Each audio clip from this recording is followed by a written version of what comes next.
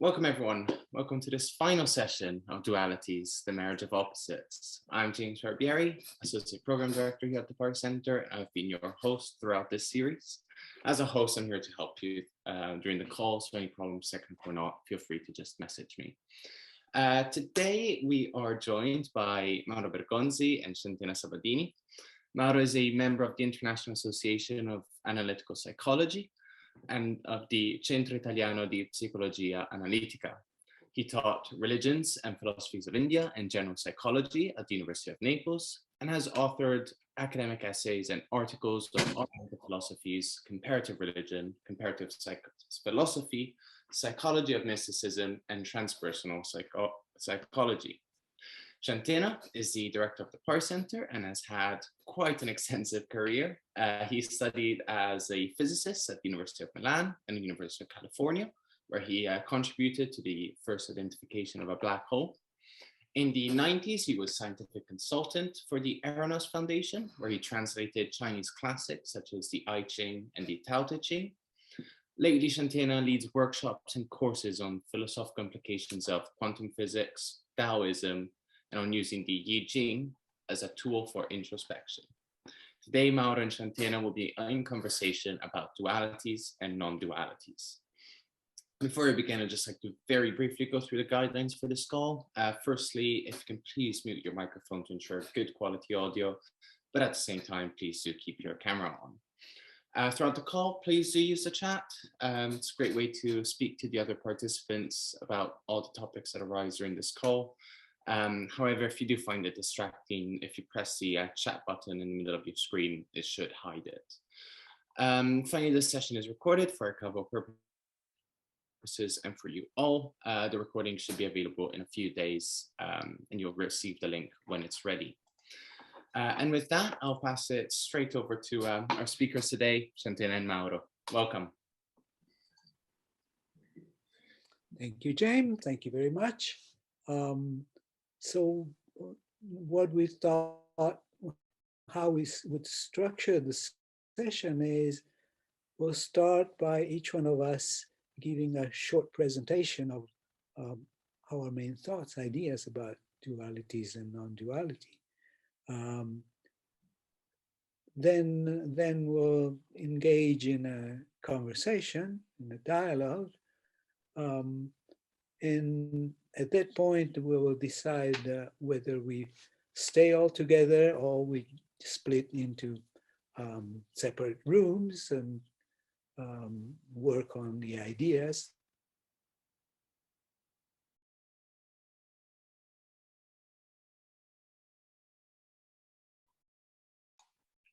Shantena seems to be frozen for the moment. But yeah, so I mean, I think basically what he was going to say is that we'll possibly go into breakout rooms or just continue on to the Q&A where we can all discuss these ideas together. Mauro, do you have any? If you like, I can begin the first part of the meeting.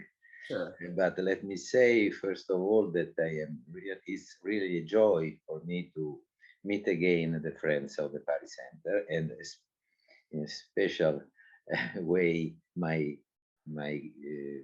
friend Shantena, that I hope he will be soon able to speak.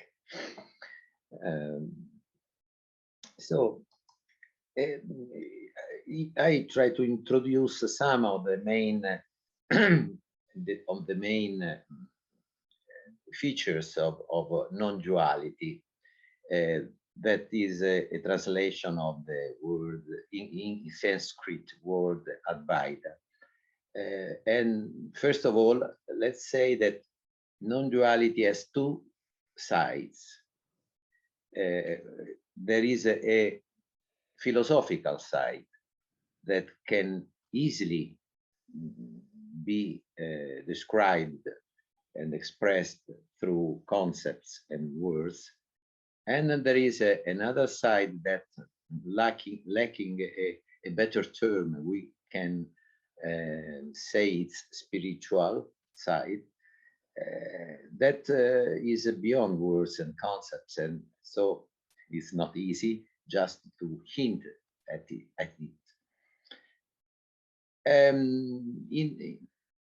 If we approach non-duality in a direct and simple way, we could say this, that non-duality points to the simple fact that in reality there are countless differences, but no actual separation. And in this sense, when we speak of dualities in the sense of opposites, mutually excluding opposites, which are separate, they are not recognized as true, as real. And so non-duality doesn't mean monism, because indeed monism affirms unity and discards multiplicity. In other words, it excludes pluralism, whereas the non-duality never excludes anything at all. Non-duality embraces everything, all the so-called opposites, seeing their inseparable nature. The one and the many, being and becoming, identity and difference, personal and impersonal, absolute and the contingent, harmony and conflict, pleasure and pain, life and death. All those dualities are equally included in non-duality. And this revolutionary perspective that is often evoked by both the enlightened experiences of many spiritual traditions and also some holistic developments of advanced contemporary science, resists any attempt to be described by thinking, because the way language works is intrinsically dualistic.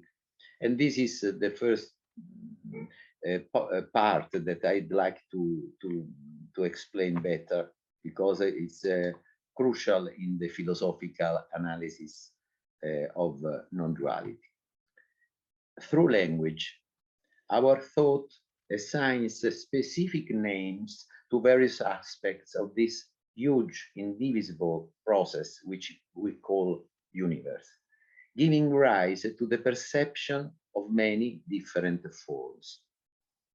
Through names and concepts, perception organizes sense data in patterns that we recognize as separate objects like houses, cars, trees, and so forth. We can see, for example, in visual perception, that when we look around, we see books, chairs, and so on, already with their names, because are these names through language and concepts that we organize the patches of colors that are the more rough matter of our substance, of our perception, visual perception. So what we think that is a immediate, a direct visual perception is in reality shaped and built up by words and concepts. It's a very quick process that we can't perceive, and it's useful for the organism because it allows the living organism to quickly do what he needs to do without losing time.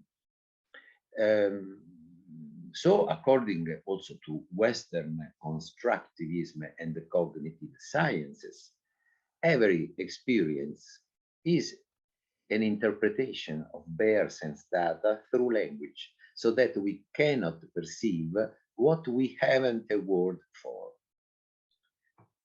Moreover, all that is perceived through different names appears as a fragmented set of discrete entities.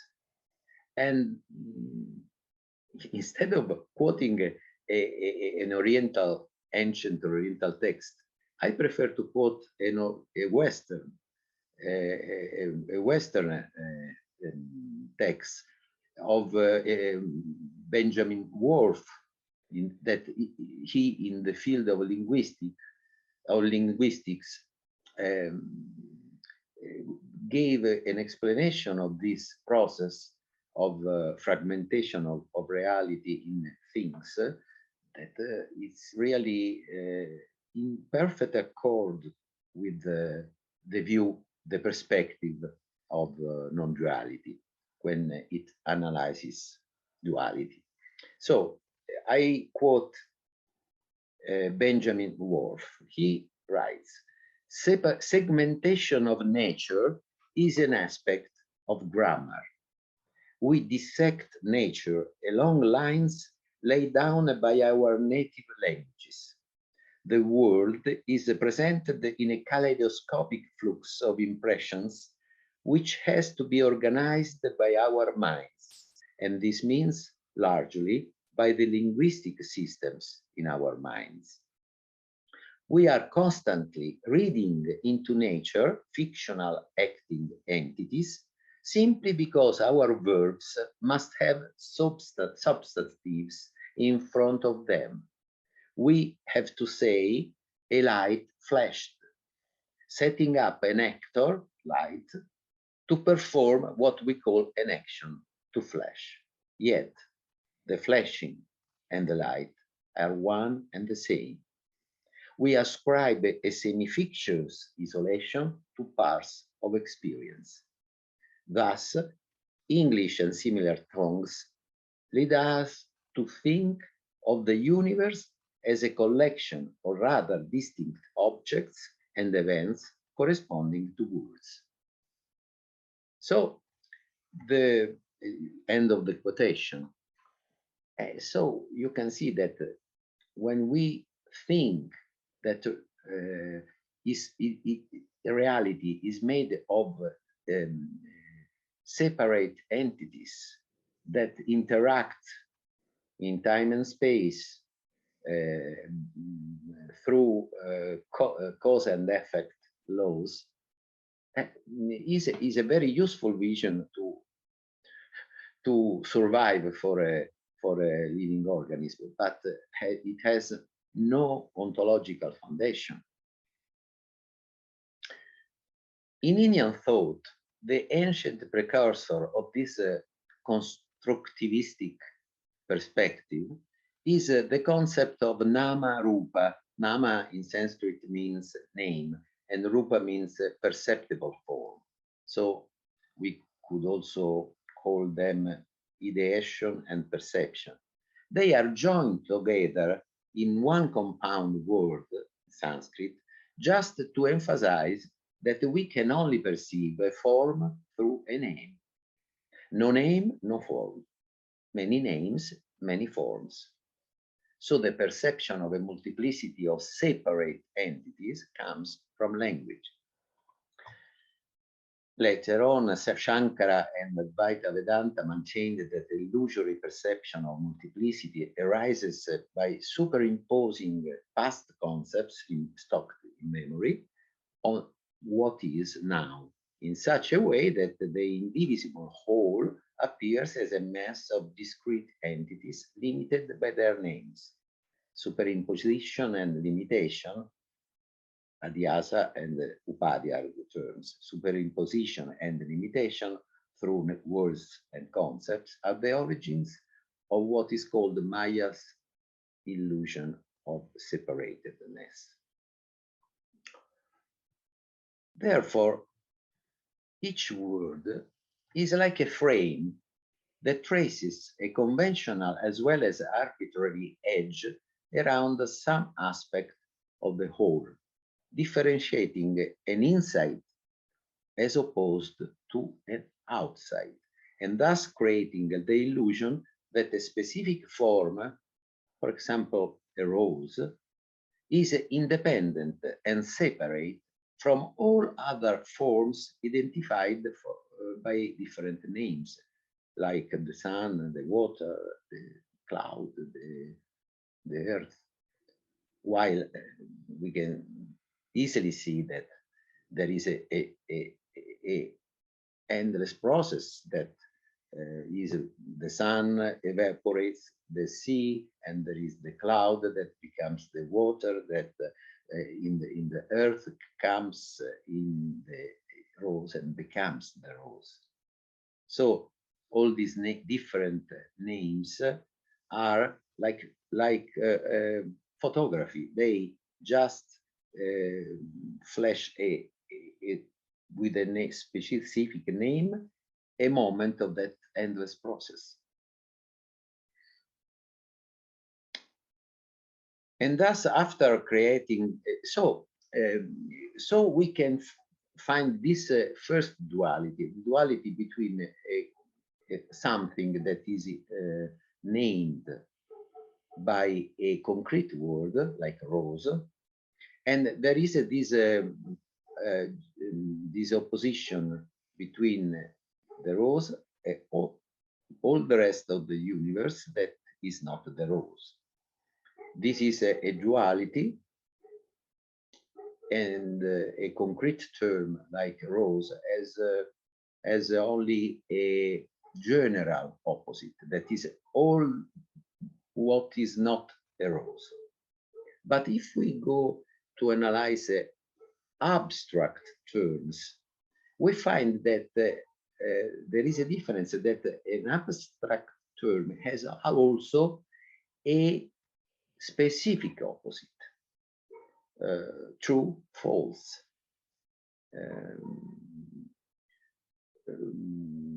good, evil, and all abstract terms, personal, impersonal, right, wrong, and so on. So the field of the abstract terms that are what we mostly use to describe reality, the field of the abstract terms is made of couples of mutually excluding opposites. But this mutual exclusion of the opposites, that means that those opposites are separate, is from the logical point of view, because of course something can't be right and wrong, can't be true and false, and so they are mutually excluding from a logical point of view. But this duality doesn't apply to reality. This is the perspective of non-duality, in the sense that in reality these opposites are inseparable. No, the distortion of a dualistic point of view relies not in seeing the logical mutually exclusiveness of the opposites. It begins duality, real duality, the one that creates a distortion of perspective in reality. Real non-duality, duality begins when we begin to believe that reality works exactly as the opposites in the logic field.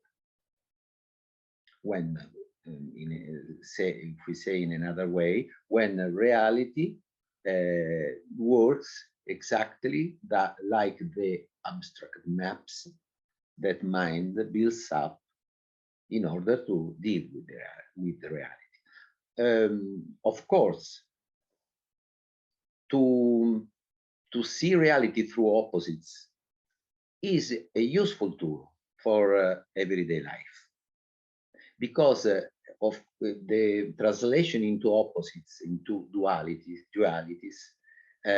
simplifies, like any abstraction, any schematic abstraction tries to simplify, to reduce data in order to have an immediate view of what is important in order to act in reality. For example, instead of seeing all the countless nuances of the colors of reality, if we see it in black and white, duality, opposites, black and white, it's easier than to act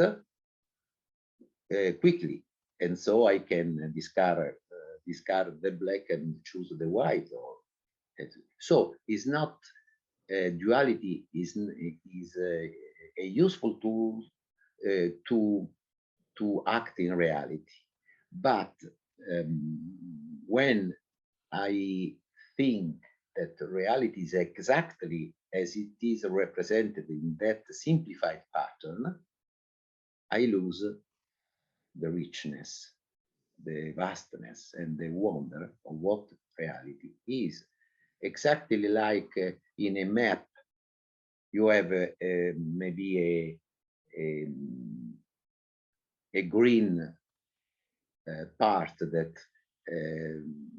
is the abstract image for woods, for a part where there are trees, and of course that image, that green image, is useful in the map if you have to go from point A to point B, and so you can see that in that part there is there are trees, but it can say nothing to us about the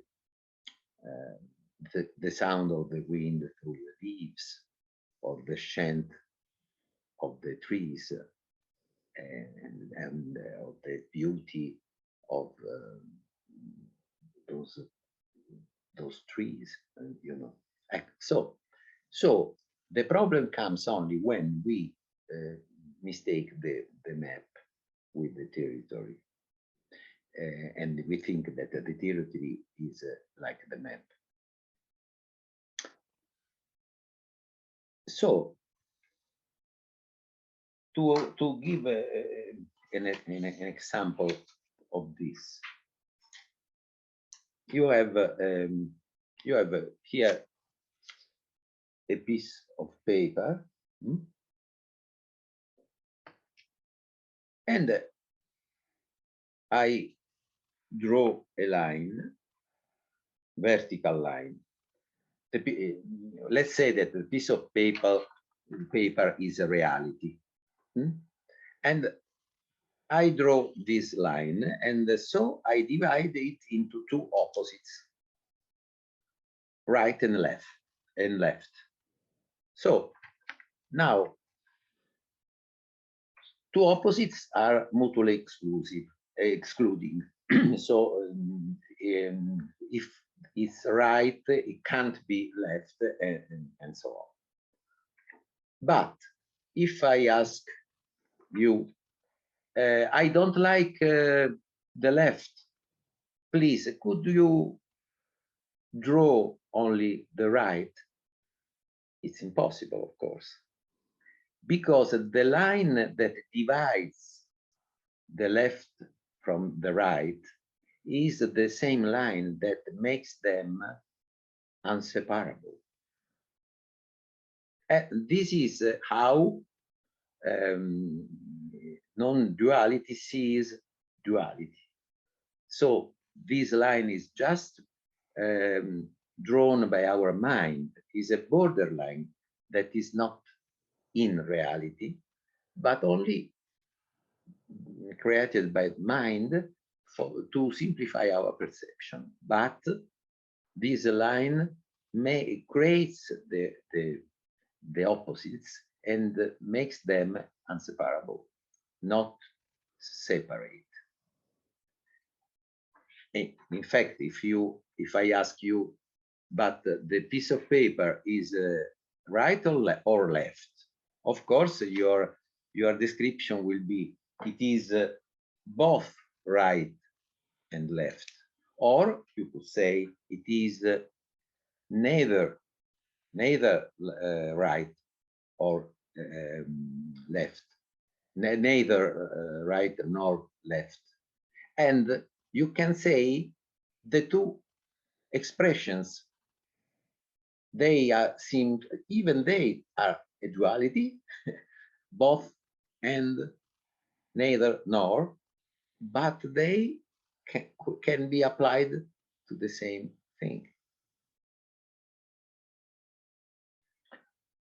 And thus, after creating an illusory multiplicity of fixed and separate entities through language, we mistake this inadequate description of reality for reality itself, whereas the universe is just one formless process which appears as an amazing expanse of different but not separate aspects.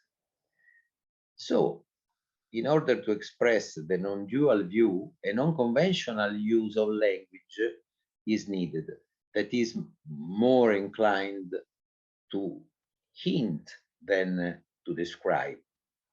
In the end, any one wording must collapse if one really wants to see, just as in order to see the moon, one needs to stop looking at the finger that is pointing at it. So we have many other kinds of dualities. The duality from being and becoming, for example, which can be both seen in a non-dual way. Rupert Spira, for example, likes very much a metaphor. When you are looking at a film on your computer, you are looking contemporary the screen and the film. Now, the screen is always still, doesn't move. The movie, the film, the movie is moving. And there are many different things that interact also with cause and effect. With cause and effect, for example, a thief is running away and a policeman is running after him. And all these movements happen while the screen remains still. And all the process of cause and effect that is happening in the multiplicity of the movie doesn't affect in any way the screen. And so they seem two opposites, the screen and the movie, because the movie is a multiplicity of different things that are moving.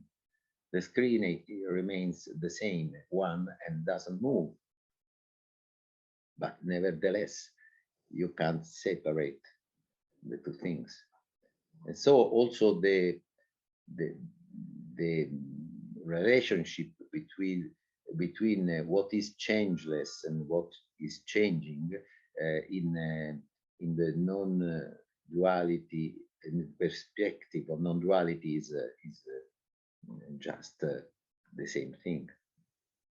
Of course, one of the dualities that most affect our life are the separation between the subject and the object, the duality subject and object, that is very similar to the one of observer and observed, or consciousness and the world.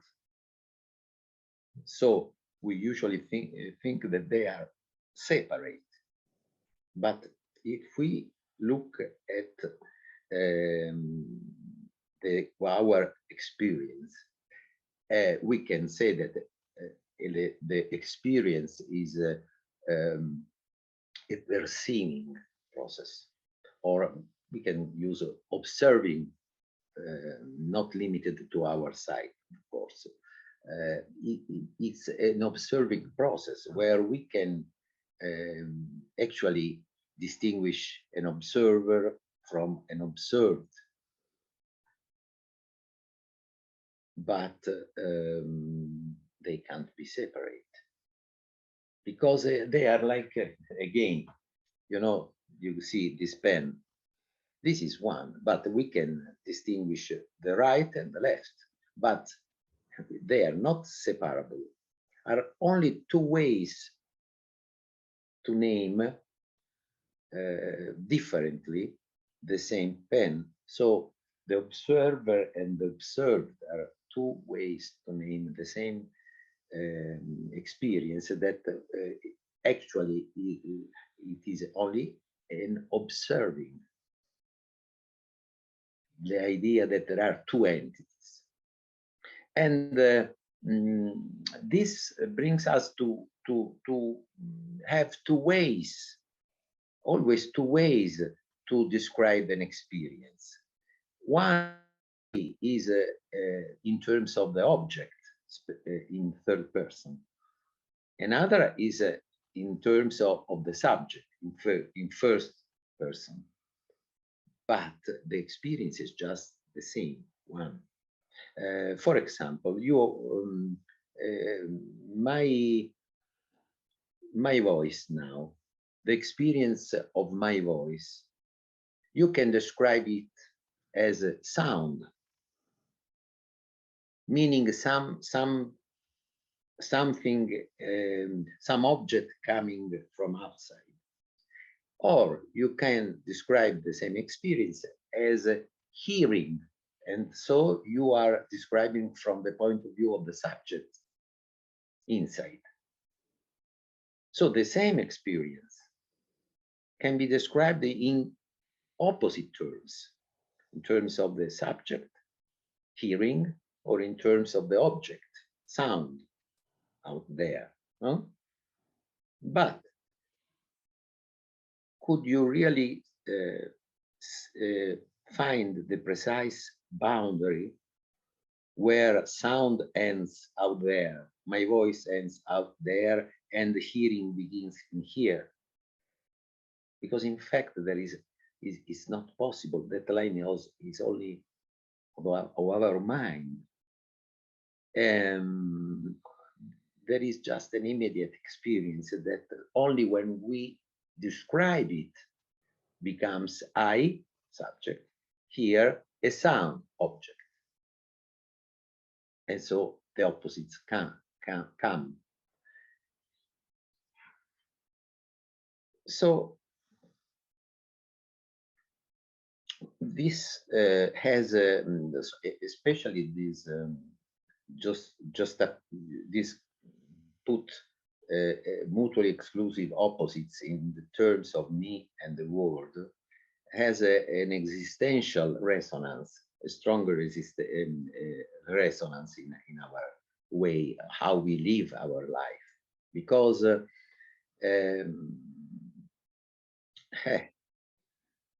you know, the boundary line that splits experience into two apparent halves, subject and word object, is not out there, only in our minds, in terms of, for example, consciousness and world. They are only two different descriptions of one and the same indivisible experience.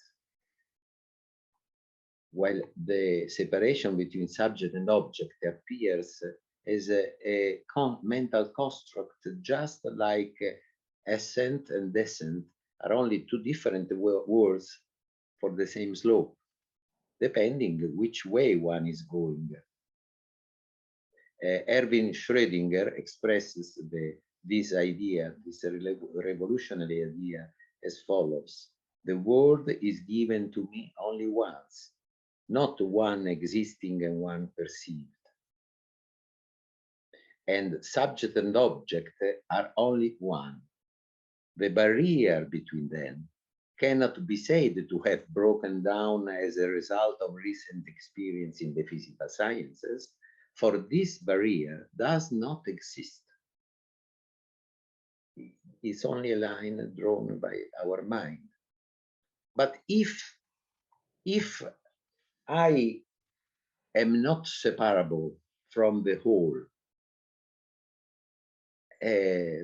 my sense of being a separate ego brings me a sense of lack, a sense of incompleteness. And our experience of happiness, not of pleasure, of happiness, usually is when we feel complete. There are moments in our life that we feel complete, and the chant of this completeness is happiness, because the mind says, now I lack anything, not, I lack nothing. All is right as it is now. This is the experience of completeness. But if we leave ourselves as only a separate ego, which has the world in front, we leave ourselves as finite entities that feel this lack, feel this incompleteness, and so begin to look for completeness, for the whole, because only the whole could give me completeness, only the infinite. But you see, again, this duality, finite and infinite. But if I am outside the infinite, that is no more infinite. Infinite must include the finite being. Otherwise, it's not infinite. So the whole is already here, while usually in spiritual ways of in tradition, spiritual tradition, and so on, this incomplete and finite separate ego is looking for a path in order to reach the goal that is the whole. And you know, there is a paradox, because the whole, if it is whole, it must comprise already me. It must be here. And so the idea that I have to walk along a path in order to reach in the future a wholeness that is not here now, it becomes the main hindrance to realize that it is already here. And so we are looking always far from now, in the future, at the end of the path, in order to reach something that can only be found always now. And there is this fact that the ego that believes to be separate and incomplete is the main obstacle, because all what he does in order to reach in the future what is already here becomes a way to reinforce the only hindrance to see the whole now. That is the idea that I am a separate ego, and so find it. And this is the reason why, for example, Jiddu Krishnamurti said that truth is a pathless land, or Nisargadatta said that every path brings to an illusion.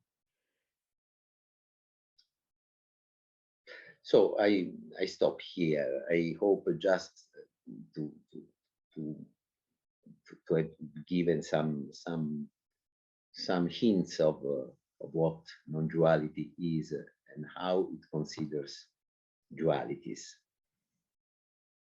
Dualities are accepted as mental maps that can help to survive in our everyday life, but not as separable things.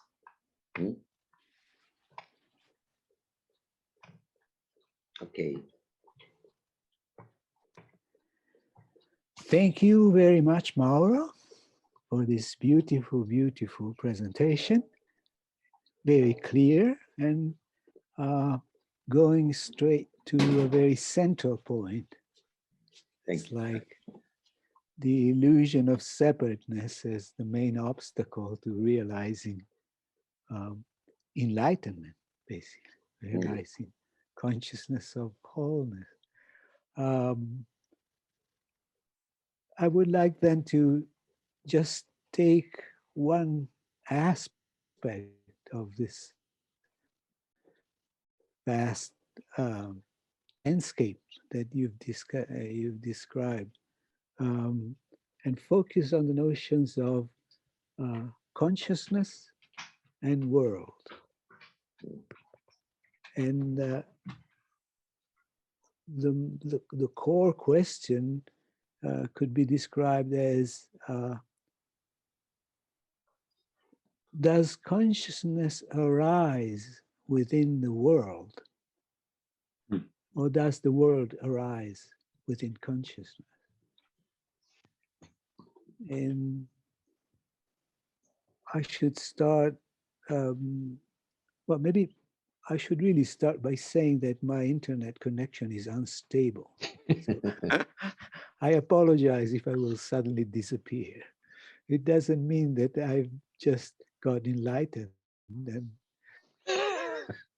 left this limited form, but it will mean that some electromagnetic waves are dancing their own dance. So consciousness and world.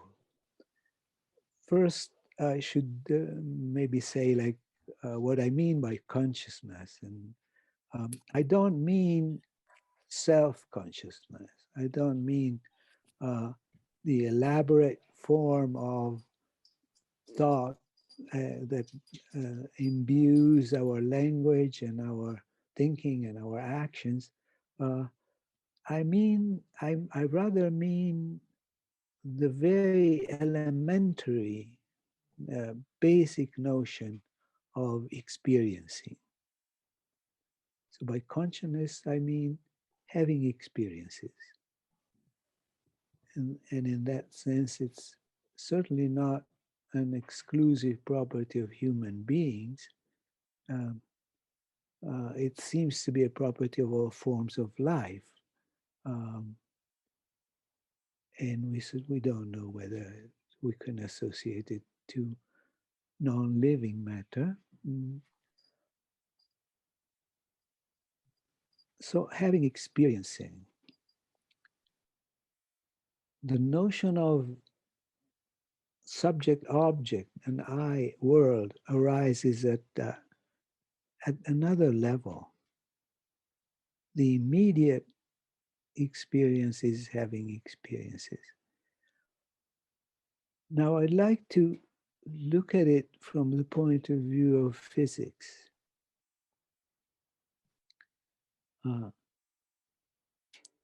Physics, especially quantum physics, has impacted very strongly our notions of what is consciousness, what is the world, what is the relationship between these two.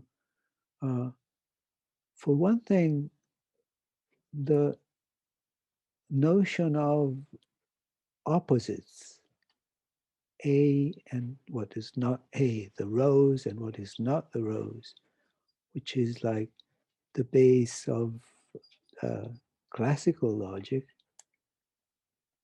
doesn't seem to be applicable in the world described by quantum physics. On the contrary, a quantum system always has properties which are at the same time opposite, incompatible, and simultaneously there.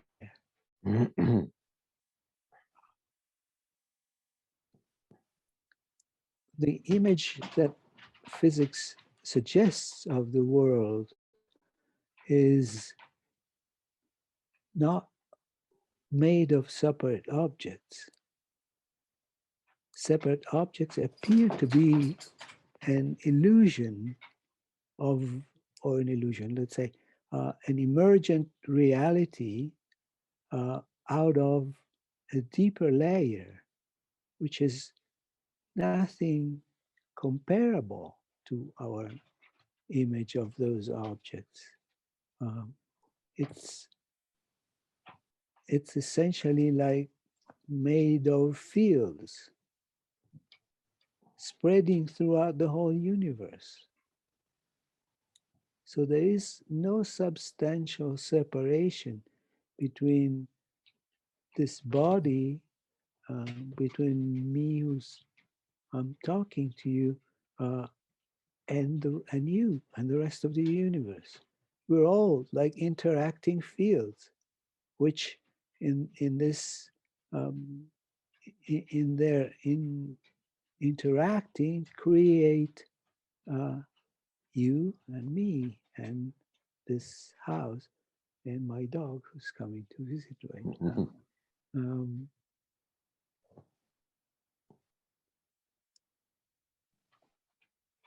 So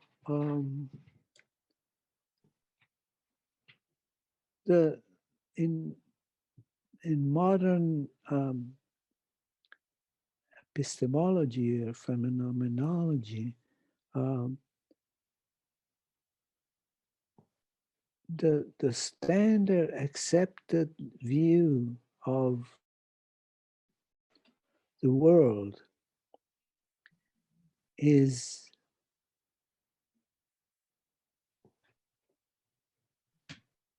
that the world exists out there, and in some ways, when a system of sufficient complexity arises, this property consciousness comes into being. That's let's say the standard prejudice of the materialistic view of the world, but runs into what is called the heart problem of consciousness, a notion coined by the philosopher David Chalmers. There's a radical difference, a radical ontological difference between an electromagnetic wave and the perception of a color. There's no way to see how one arises from the other. Of course, we can describe very accurately all the physical processes involved in perception, how an electromagnetic life interacts with my retina, how a signal will be sent out on the optic nerve, how a certain process will happen in my brain, and all that in some way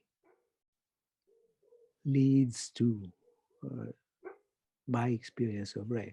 What that leads to is a big gap. We have no idea how to fill that gap, and maybe that gap cannot be filled. So the notion that modern materialistic worldview suggests is consciousness arising within world. It's not tenable. It's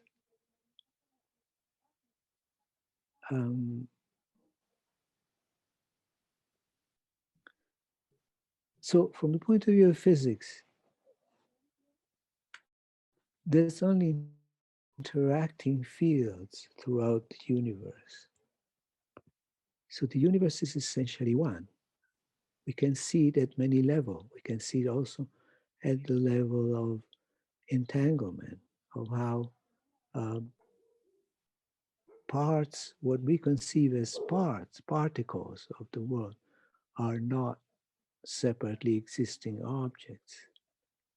They somehow exist in conjunction. The whole universe is a big entangled blob. Why don't we perceive that? We don't perceive that because the entanglement is too complex. We are able to perceive it when we are able to simplify it and control it down into vacuum tubes in which, like, the particles will be kept for interacting from everything else. Otherwise, it's just too complex for us to perceive. But if the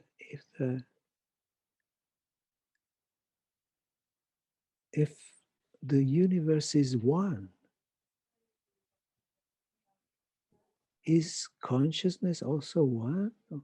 Can we conceive of consciousness not being one? Can we conceive of consciousness as existing separately in all these separate bodies? Well, that's a good question. Because I perceive the world from a specific perspective. In this moment, I perceive this window beside me and the fog outside. I perceive this screen with my face in it, and the other part of the screen with Mauro in it. Mauro's perception of the world will be different. Your perception of the world will be different. So all these different perspectives coexist. Within my world, there's all of you, there's the other. And I very naturally assume that you will have your own point of view on the world. So the contents of consciousness are connected with, in some sense, in some way, with this body, with my being this body, which opens up very impactful responses, because it's also connected with the idea of what will be the perspective? Will there be a perspective after I die? The notion of individual existence is connected with how we view death. When this body will decompose and will no longer be there, will something like that I call I, will it somehow be there? Big question.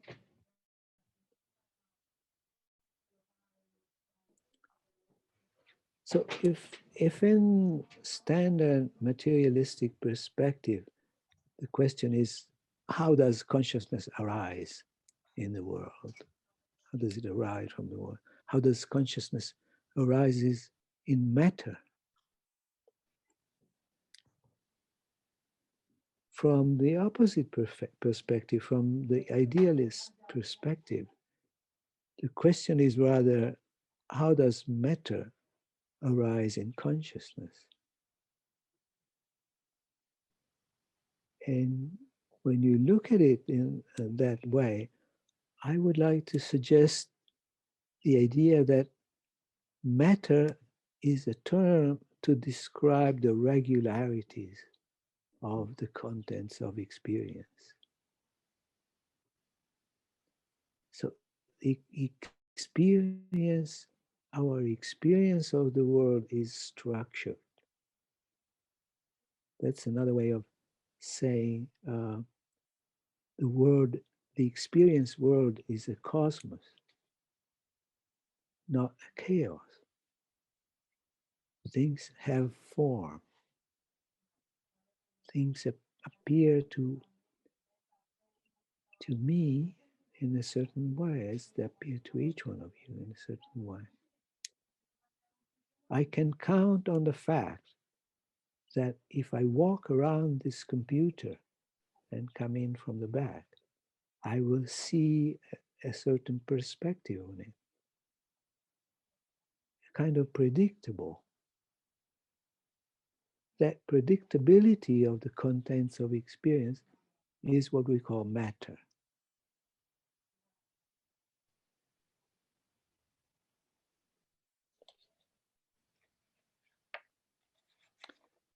So is the material world, the word real? Bishop Berkeley thinks that it's not. It arises in consciousness in from the Indian point of view. You, Mauro, correct me if I'm wrong. The world is Maya. It's like a dream arising in consciousness. One traditional image is Vishnu sleeping on the cosmic ocean and dreaming the world. And we are characters in a stream.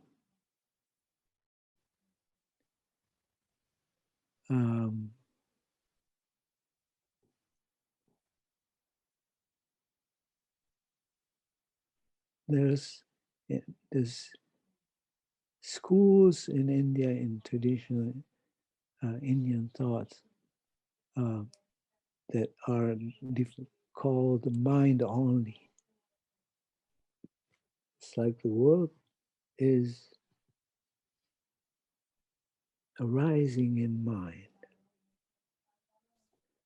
Now I would like to read you like a modern variation on this theme by a physicist, by one of the founders of quantum physics, Erwin Schrödinger. Schrödinger loved the Alps, and this is like a kind of a little meditation inspired by an alpine landscape. So let me call up that quote and read it to you.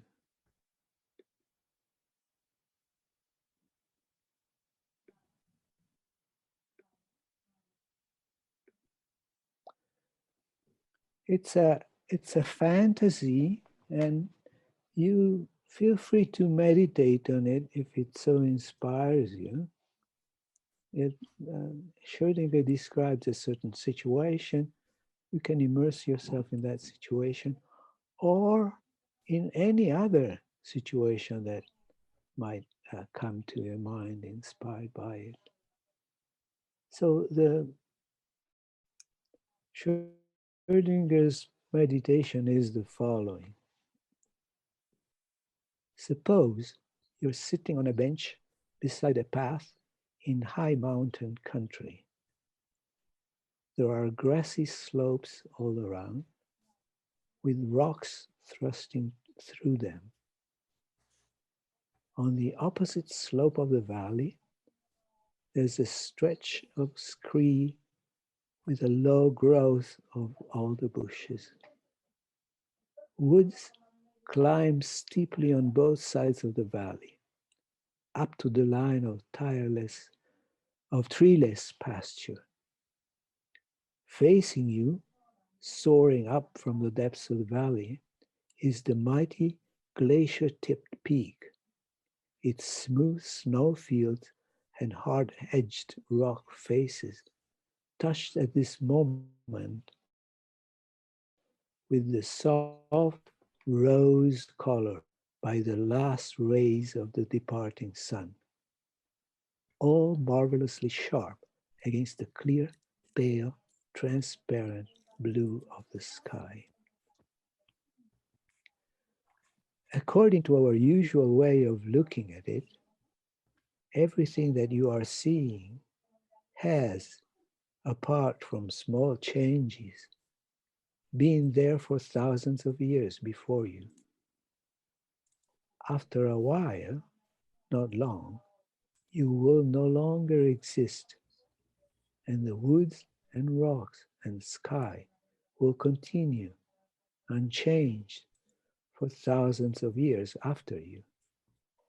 What is it that has called you so suddenly out of nothingness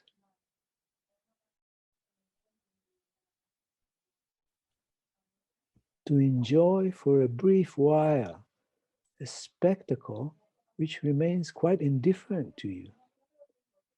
The conditions of your existence are almost as old as the rocks.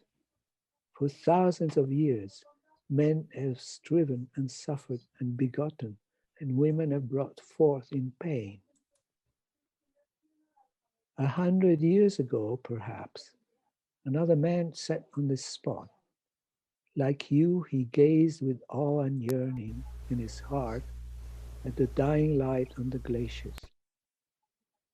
Like you, he was begotten of man and born of woman. He felt pain and brief joy as you do. Was he someone else? Was it not you yourself? What is this self of yours? What was the necessary condition for making the thing conceived this time into you, just you and not someone else? What clearly intelligible scientific meaning can this someone else really have? If she who's now your mother had cohabited with someone else and had a son by him, and your father had done likewise, would you have come to be? Or were you living in them and in your father's father thousands of years ago? And even if this is so, why are you not your brother? Why is your brother not you?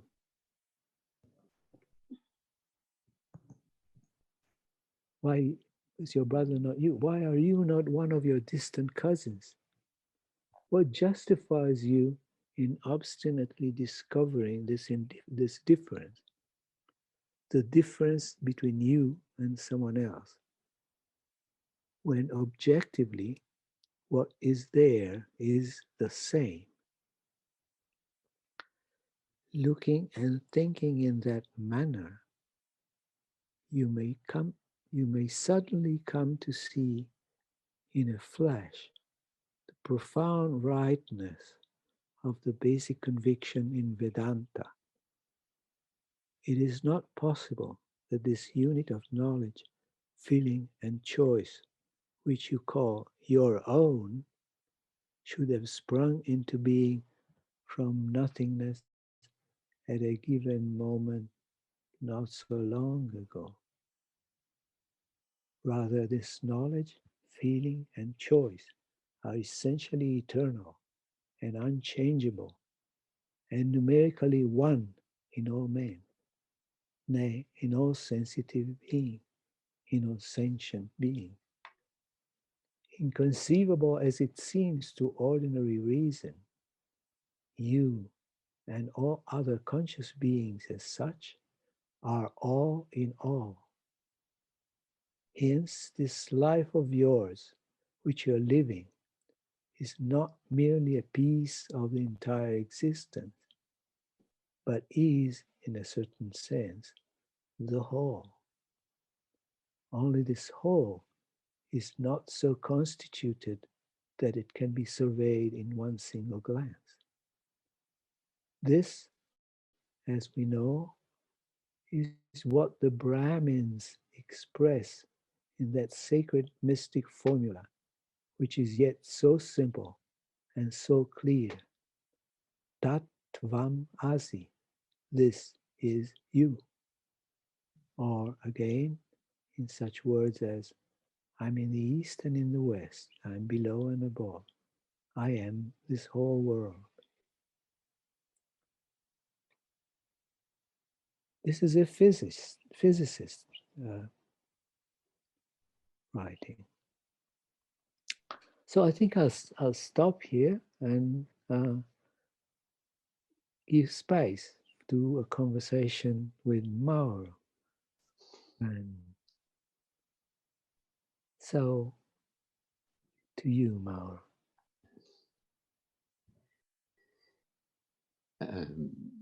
So we begin our dialogue.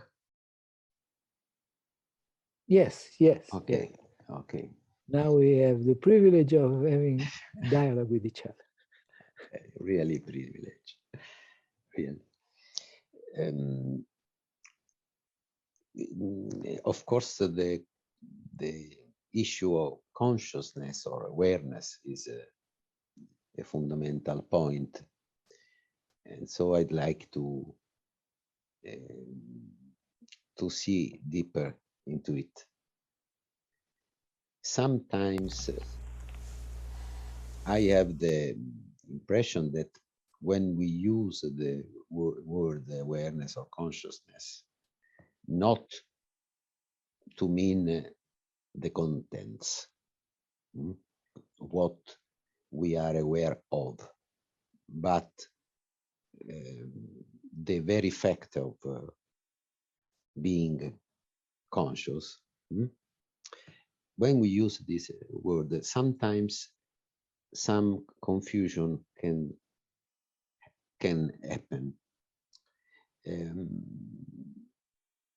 And so as I see also in the spiritual ways of explaining non-duality, speaking about consciousness, there is some confusion can be made.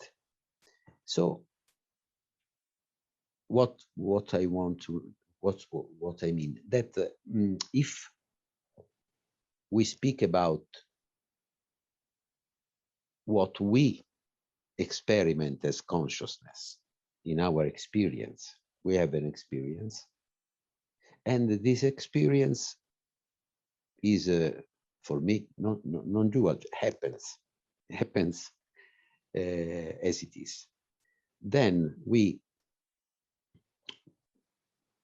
if we think of it, so we can see that there is something we call consciousness, that is what perceives the content. But this can easily be understood as a subject apart from the object. And so the experience splits into sides, the observer and the observed, instead of observing. Or from another point of view, there is something that we can call consciousness or awareness that comes before, or in some approaches, spiritual approaches, which is not in the body, of course. In the body, one could say there are, without doubt, the contents, somehow. The contents in the sense we can find the physiological events in the nervous system which correspond to some contents. But the light that as you made the example, that don't see electromagnetic waves but a color, for example, no? That light of consciousness, is it in the body or not, or is, for example, a field? No, you asked also this question. The point is that if that aliveness that we call the effect of being aware, but the effect of being aware is when we perceive a content. When it doesn't, if we abstract it from that, can we still call it consciousness or awareness? Or should we use a different term? Because, you know, light, when it doesn't meet a reflective surface, is invisible.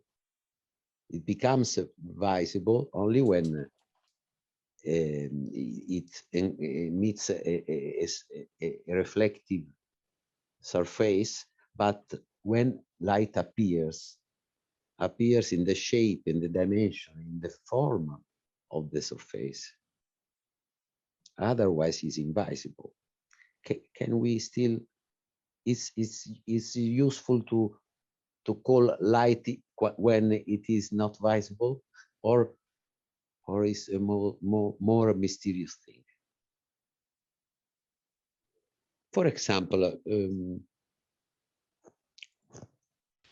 when we refer to awareness, not separate, not separable from what is. You mentioned the materialistic view, that is consciousness is an emerging process from the matter, and the idealistic view.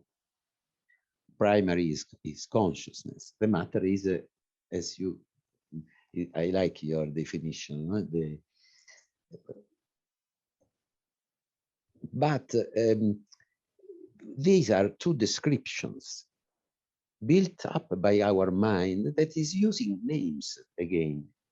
Consciousness and matter are two names. So I think that we can describe all the reality from the point of view of the matter, or from the point of view of consciousness.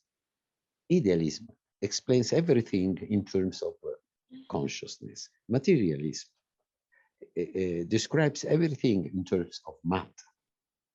But are there two realities? So what I think is that there is a non-dual reality, and the contradictions are not in reality, but in two opposite descriptions of the reality. So for me, even awareness or consciousness is a name, a conditioned name for something very mysterious that, for example, we could call it in another way as now, the now. Now, not as a present between the past and the future and so on. The now. Because, you see, there is this difference that when we speak about consciousness, very often in mind, there is the idea of each one of us has his own or her own consciousness. The word consciousness is very linked to associations that are psychological, while the now is something that we all share. And so it could be a more appropriate term to point at this non-duality between consciousness and matter. So I'd like to ask you, what do you think about this? Well, that's a very, very nice idea you're bringing in, and it calls up more questions than answers in my mind. Oh, yeah. Which is good, I think. Is it now or is it nows? Is there a plural to now? Has that something to do with what we call time? And if I can add like another facet of the question, the issue of perspective, what I call I, is strongly linked to the idea that it's a certain perspective on the totality.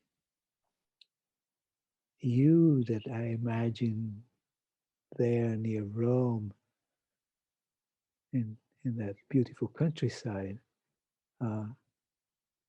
is that another now? Is that another perspective on the universe? I'll bounce back these questions to you, Mauro.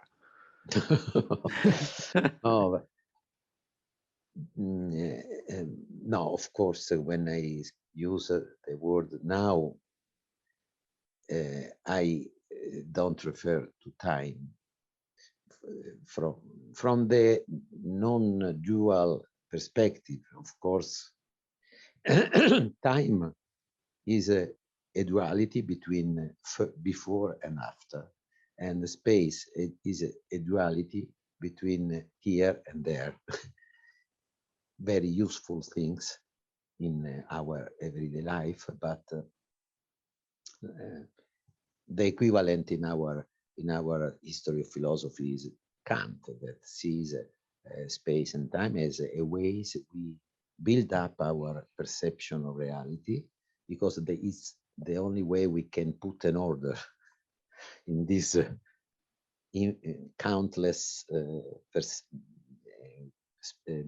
show of perception, of countless perceptions. So now is in mystical, in medieval Christian mysticism, they used to make a distinction between the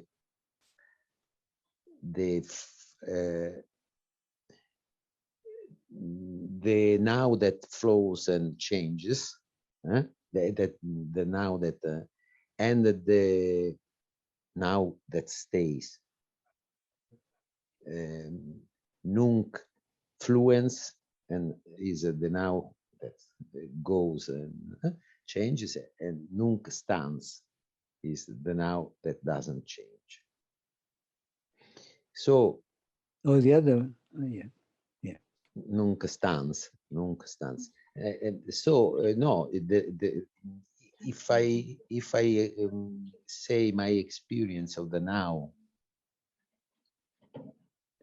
I can't find any way the precise borderline where the past ends and the present begins, or where the present ends and the future begins.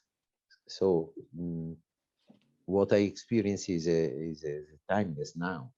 Timeless in the sense that it has never began, and until now it doesn't end. So yes, it's different from time, as I think is a way to build up our perception. And Meister Eckhart used to say that the now of this now, the now of 7 days ago, the now of 7 million years ago is just the same, because it never stops. So they have the same nowness. yes. So no, but just I was exploring what is also a word, but the word now gives more the sense of a shared unity, while when one speaks about an awareness of a consciousness that is not only individual, it's more difficult for many people to accept this idea, because they usually associate the term consciousness with my mental and physical consciousness only. So the now or the conscious, in that sense, Yes. is the in the metaphor is the screen of the when I look at, I see the film. So it's the part, the changeless part of the film, of what is the screen, Yes. and the film. Because of, I don't know, we also have an idea of some changeless thing. We say, I have changed physically from when I was a child till now. I changed. The body is completely different, and my mind is completely different. And but I feel that somehow I am always I. So what do I mean with this I? Not the mind, not the body.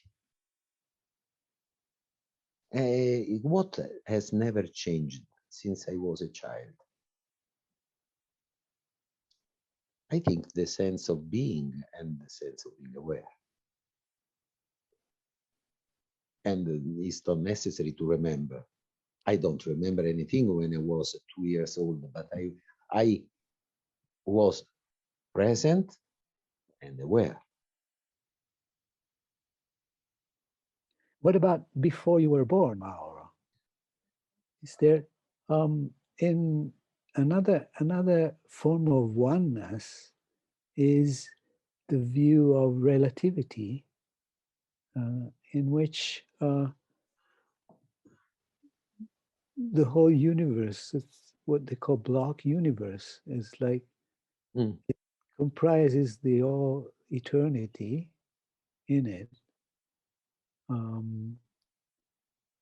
And in fact, like in the equation one gets as a first step in seeking to describe in a coherent way quantum physics and gravitation, the Wheeler-DeWitt equation has no time in it. It's like the eternal state of the universe.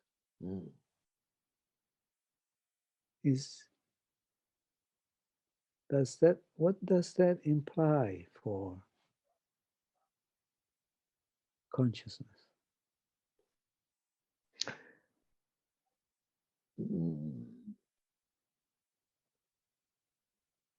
Yes, it's interesting because some time ago, I mean, a couple of years ago, I read about some experiments made.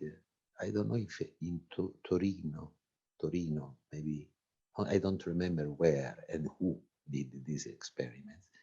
They tried to see if the Wheeler equation could be not proved, but have some hints that point to that direction.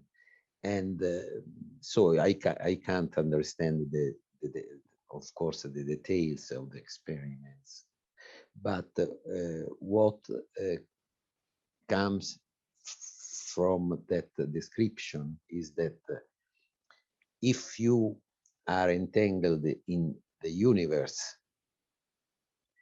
you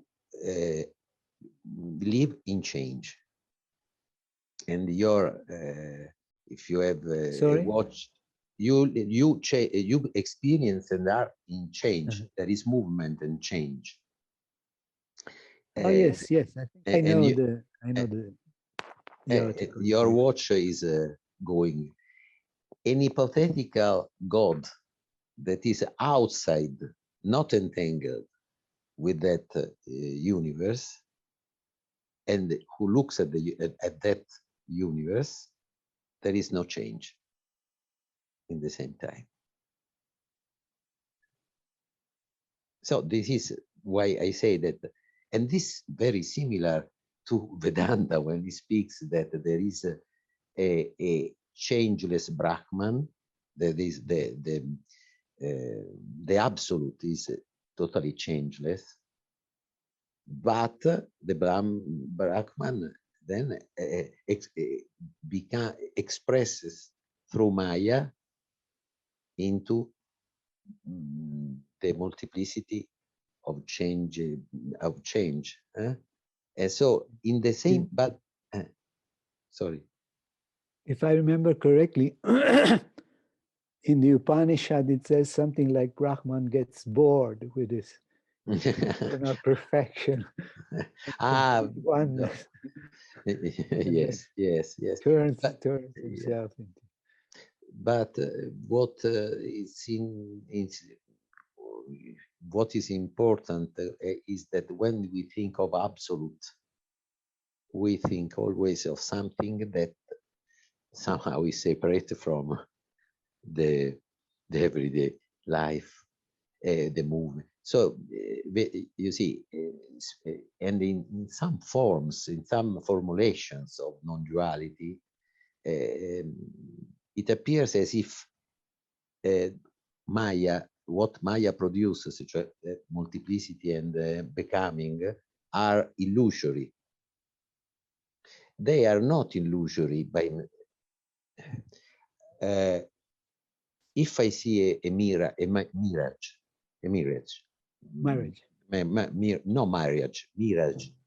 when I see the water, how do you say in English?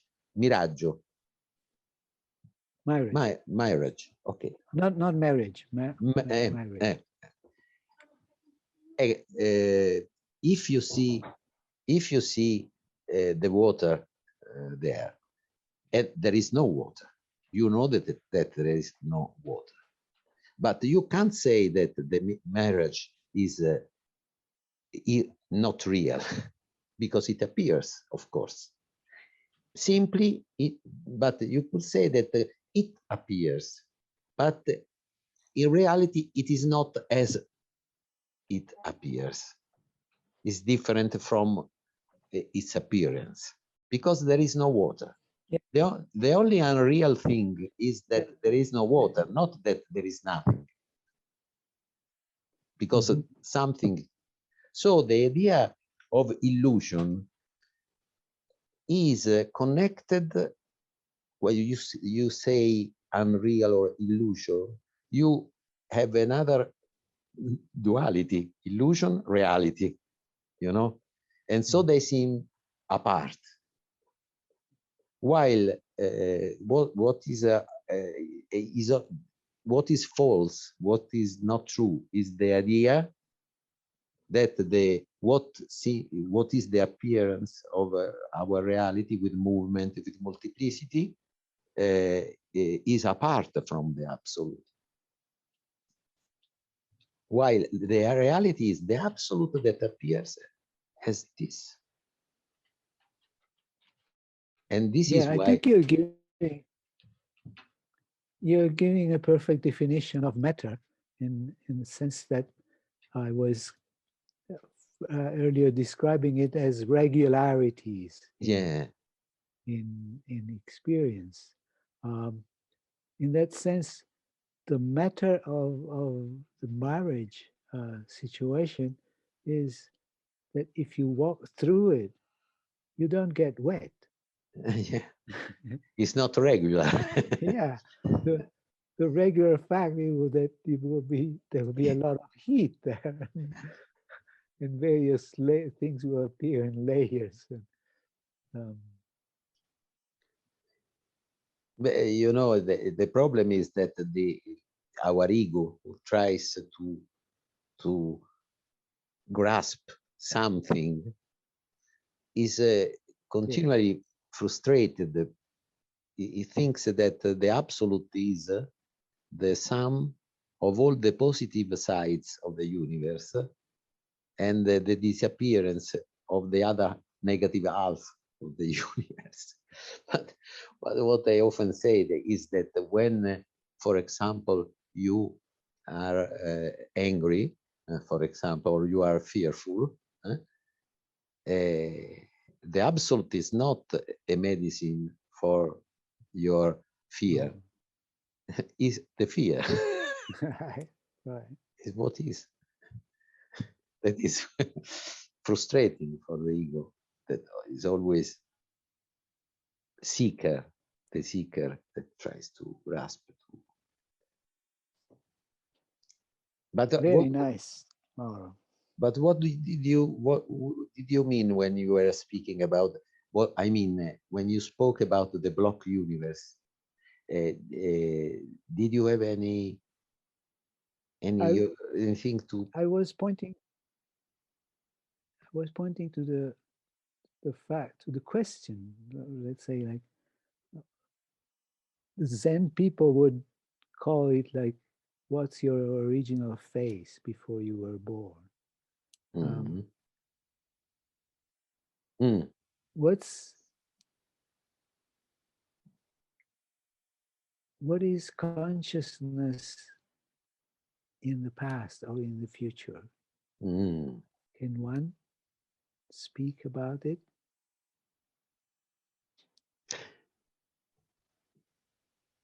Yes. Mm. Or it's only construct, or it's just No, past and future a mere construct?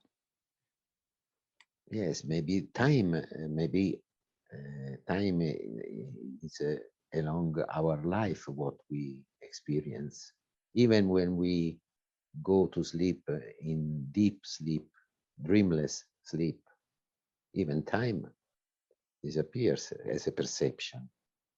Yes, you could say that yes, but the body, okay, but from our perception, time is not even in the sleepless dream is present. So before being born, after death, what is there about time? Uh, an exponent of non-duality says, imagine that you are dreaming to have a dinner with a friend in one of the most expensive restaurants of your city, and you eat a wonderful meal, and then at the end of the meal, but you wake up, and so interrupt the dream to ask what will happen after dying is the same than wondering if your friend will have to pay the count also for you.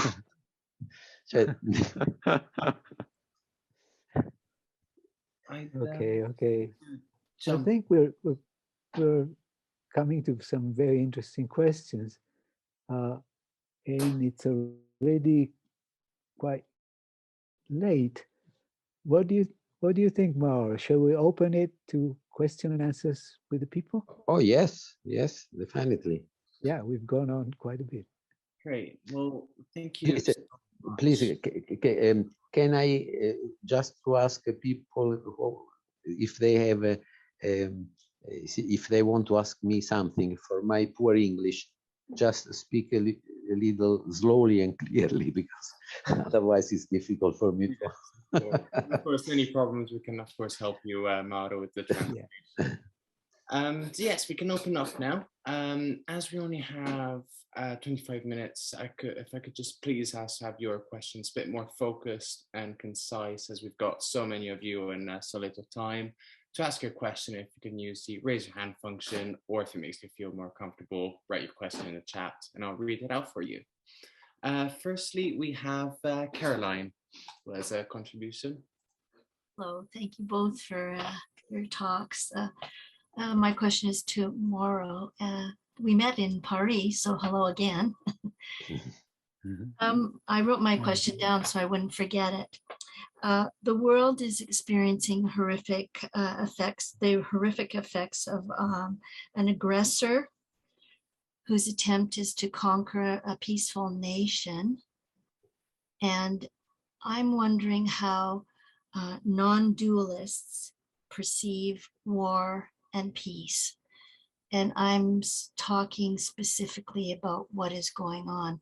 I've always had trouble with struggling with non-dualistic concepts.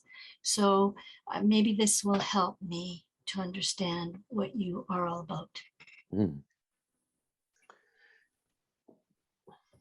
Of course, all conflicts, all kind of conflicts, from the ones between family or in a society or with a war, all these kind of conflicts come from a dualistic perspective. We, they. We are right, they are wrong, and so on. So what happens in a conflict is that there is a very strong separation between I and you, we and you, and so on. And this is also stressed by our information system and so on. And so very easily, when there is a conflict, we create an enemy in front of us and we feel the good ones.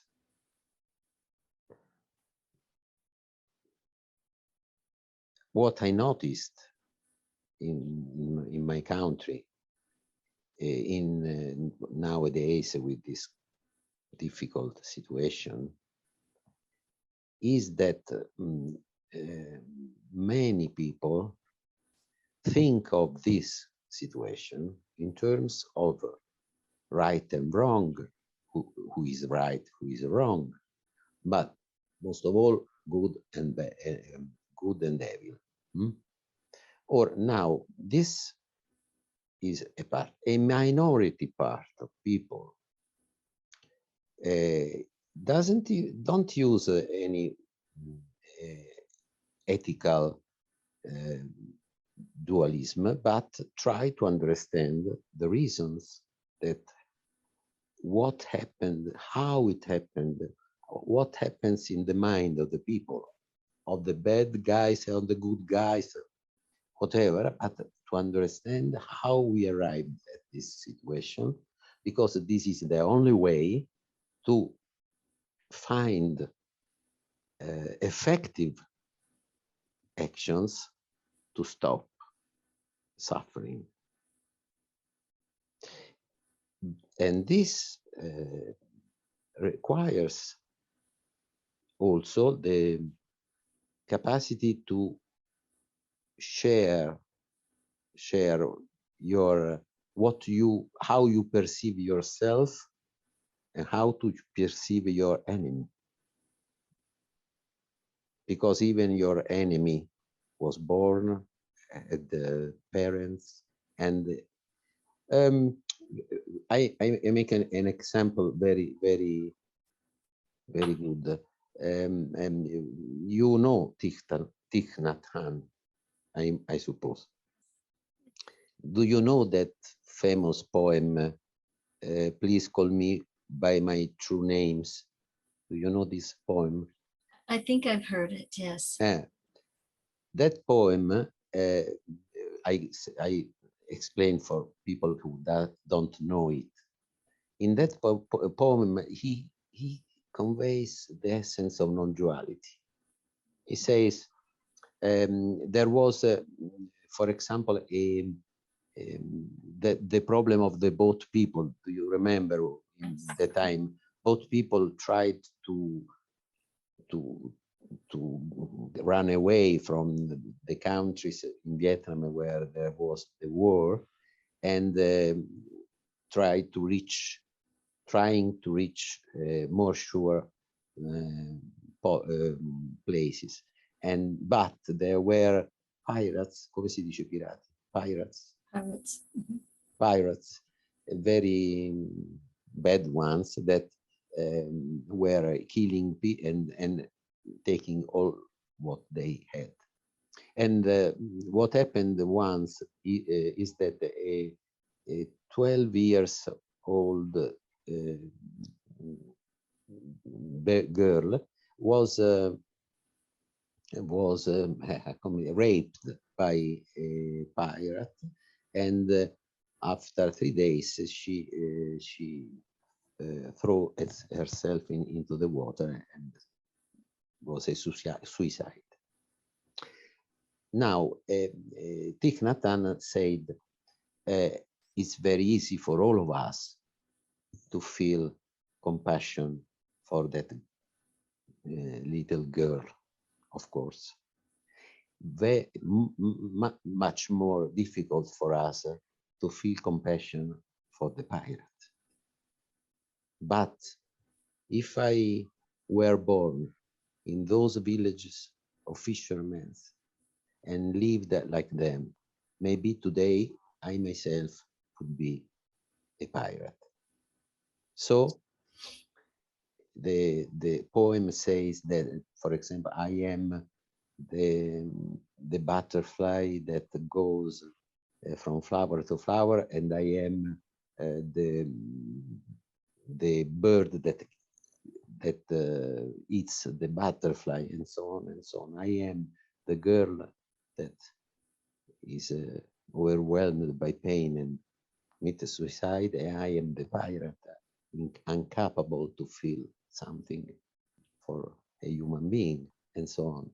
These are all my true names, and call me with my true names so I can leave all the lacrime, all the, come si dice, lacrima. You're muted, Shantena. So, all my lacrime tears. Yes. So call me by my true names so I can leave all the tears and all the smiles of the world. And I say with my words, the poem is far better. So if I leave a non-separation, even between the victim and the bad guy, if I live in the non-separation, I can really find a way toward peace. Not, of course, if this doesn't mean that I accept violence without reacting or putting someone in condition not to make any violence. No, it's okay, but not as something totally outside me. You know, I must first feel inside me, and this is one of the things that non-duality can ways, this is one of the ways that one can live in one's own life, non-duality.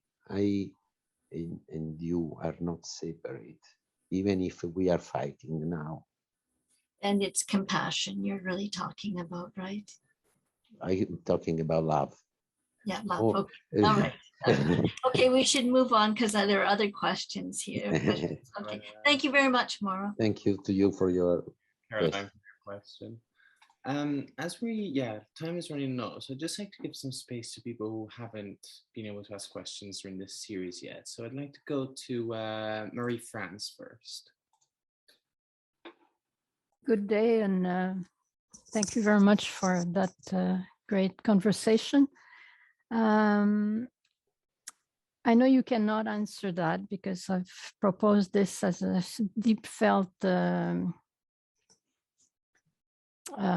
image that comes to me, which I think might explain this non-duality, and it refers to the Big Bang. Now, we always talk about the Big Bang as the action that explodes, but what is it? What is the name of that exploded? And I want to, I get the feeling, it's like totally a deep feeling, that this thing is consciousness, is well, I've lost it now. It's consciousness, and it's alive.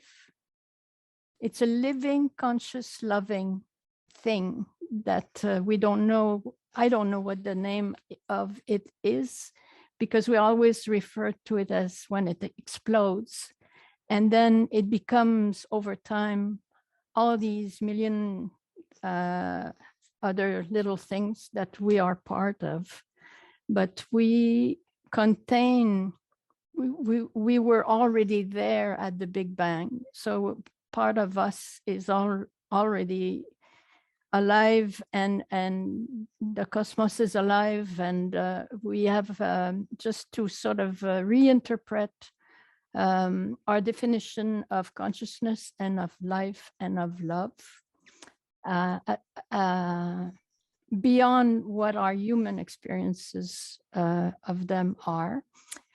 And the other thing is, when I think of the shape of the wave, and I think of the now that you were talking about, I see that it's a very thin moment. Like when we think of of time and universe and everything that has been since the Big Bang, which we only observe now, which no longer exists because that's way back how it was then. That now is extremely thin because it's a little bit like the tip of the wave in movement. So it's such a sort of incredible opportunity to be alive in the form of a human being.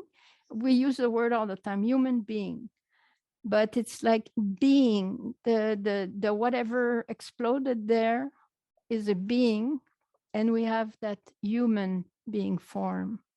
But it's to me experiencing what it's like, what life and consciousness can be in its multitude of forms, and so many of them escape us, that we talk about nature, that we talk about Gaia, that we talk about animals. We're still very anthropocentric. So is there a name of that thing that exploded, the Big Bang?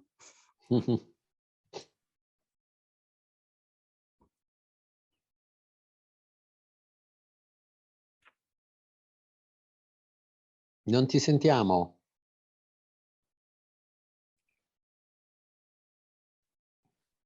You're still muted, Shantena. Does this help? Okay.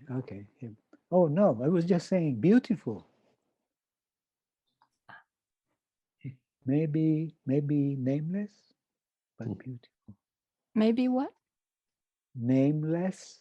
Nameless, yes, Without a okay. name. That would be a good name. Thank you, Marie-France, for your contribution. Very beautiful. I'd like to now go to Ashra for his question.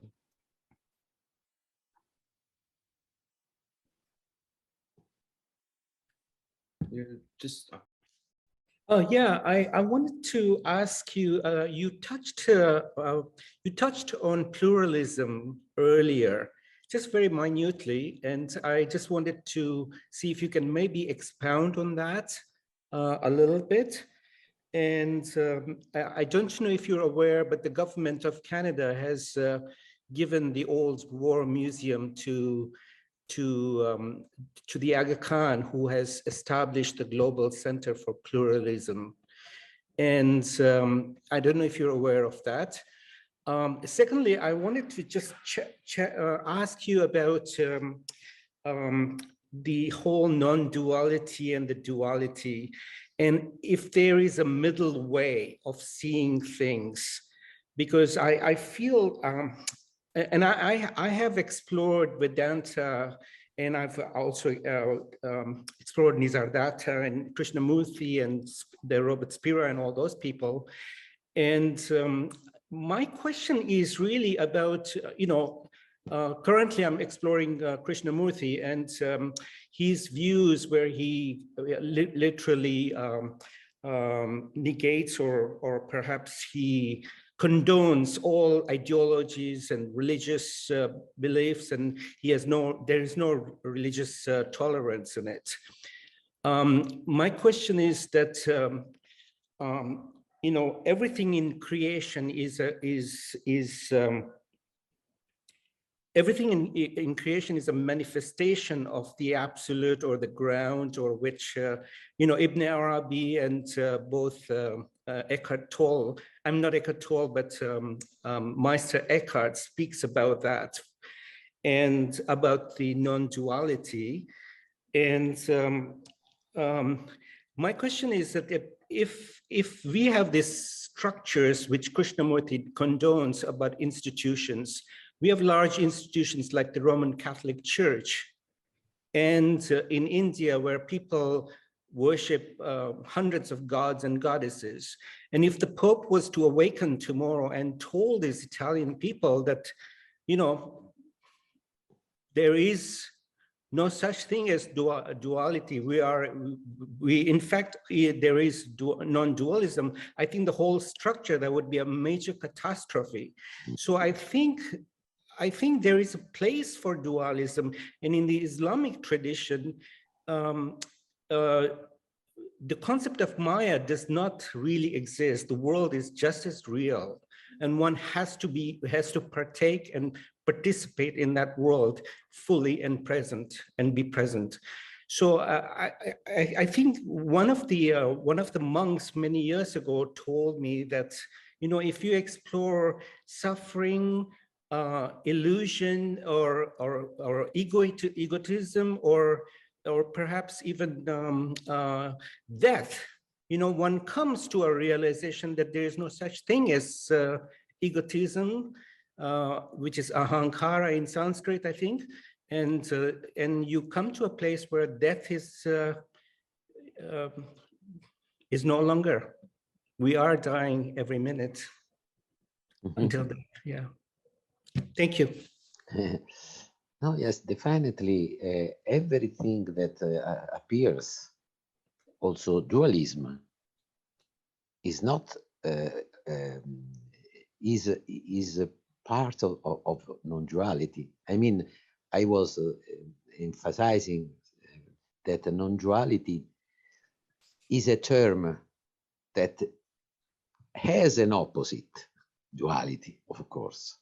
But as Alan Watts used to say with some sense of humor, we pretend that it has no opposite. So duality appears but it's okay. Is a manifestation of non-duality. So there is no way to. It seems like a play. Sometimes we could translate this into a story. Once God was feeling boredom, and so he decided to play hide and check. But since there was no one, he a part of himself pretended not to be himself, forgot to be itself. That part, and this is the hide and seek, and that part are we, our apparently separated egos that think that they are apart from God and try to reach God until someone realizes that he has always been God and smiles, and so the play ends. I like also to add how I see this question of the church, the religious traditions. I think, but my supposition is that from time to time, someone realizes non-duality. It can happen spontaneously without the adherence of any tradition or not. But from time to time, someone realizes non-duality, and and so he begins to smile, because smiling, I think, is a good expression of what he sees. This smile is contagious. I mean, people begin to like very much this person who is smiling, and so they begin to ask how to reach that smile. And since they don't realize non-duality, the only way is to imitate the smile of that. And they begin to imitate this smile, to practice smiling, trying to reach this. And so they organize schools where you must learn how to smile correctly, all the rules. Even when the person went away or died, there is a tradition forms. But of course, they are not smile, because if you notice, one characteristic of the smiling is that you don't realize while you smile. It's a totally spontaneous thing. Then after you realize that you were smiling, but not while you are smiling. So if you put yourself in front of a mirror and practice smiling, of course, is not the same. From time to time, someone of the people in front of the mirror trying to smile realizes the totally craziness of all of that, and a new spontaneous smile comes for realizing non-duality. This is so out the story, the religious tradition. From one side, they try to preserve this realization, but since they have to organize themselves in time, so in the same way they hide it. So they preserve it, but they hide it. So one maybe has to look deeply to find, but in many traditions you can find the same thing. Yeah.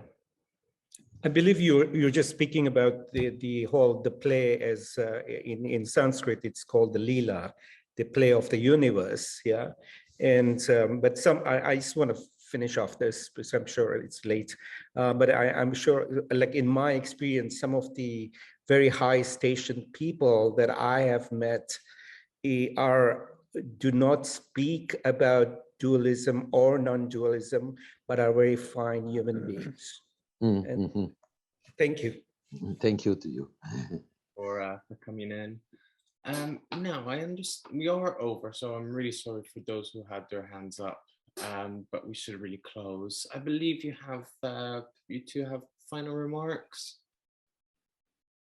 or do you want to give any final remarks to close this session and this series, Mauro and Shantena? No, I don't really have anything to add, except that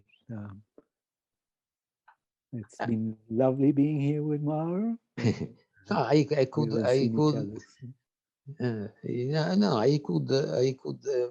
just quote a sentence by Nisargadatta Maharaj that I had the privilege to meet for some days, and that can give a overall idea in just 3 sentences. He says, "I don't negate the world. Mm-hmm. I see it in consciousness. That is the totality of the known in the immensity of the unknown." I think this has much to say about the non-duality. Nice. And I thank you for this chance to meet again the friends of and Shantena, of course. Great. Well, thank you so much, Shantena and Mauro, for your beautiful conversation and beautiful presentation, so full of wisdom. And of course, thank you to everyone who has joined us today and throughout this series. It's been an amazing 5 weeks. We've covered a lot of ground through various disciplines, trying to unite opposites and dualities together. And don't know if we made it, but it surely did make us think. So as this is the last session for this series, I'd just like to invite you all to the future events that we will be having here at the Party Center. Firstly, we will have the 3rd session for the series, The Future Scientist, where there'll be a conversation between physicist and philosopher of science Michel Bitbeau and Dr. Alex Gomez-Marin. This will be on the 30th of March, where Alex and Michel will draw from the phenomenological tradition to explore the feasibility of a new kind of science in which human consciousness is played at the center. Also, I'd like to very warmly invite you all to our face-to-face events, which will be held in Pari, the birthplace of the Party Center in Italy. The first one will be running between the 5th and 12th of June, an event entitled Re-envisioning Consciousness, where every day we will ask questions such as, how do we understand matter, time, and space, individual consciousness, birth and death, and free will? Questions such as, are all things alive and conscious in some sense? At this event, we have invited Harold Atmanspacher, Gary Lackman, Ian McGilchrist, John Pickering, William Seeger, Shantena, Angelita Valencia Borbon, and Beverly Zabriskie. A few days later, in association with ISAP Zurich, we will be running a conference entitled Time and Psyche, which will run from the 14th to the 20th of June. This will be an in-depth exploration of the ubiquitous yet mysterious phenomena of time and psyche from the perspective of Jungian psychology, science, philosophy, symbolism, mythology, therapeutic practice, and culture. And finally, our 3rd event of the face-to-face event of the year will be entitled The Enchanted Universe. In this event, we will try to connect with the enchantment of this world by having informal conversations with scholars such as Jessica Ball, Bernard Carr, Patrick Curry, Ruth Kastner, Alex Gomez-Marin, Alison McLeod, and Hester Reed. In the meantime, you can use our website to contact us, either on social media or even by email. By emailing us at james@partycenter.com to contact me, or eleanor@partycenter.com to contact Eleanor.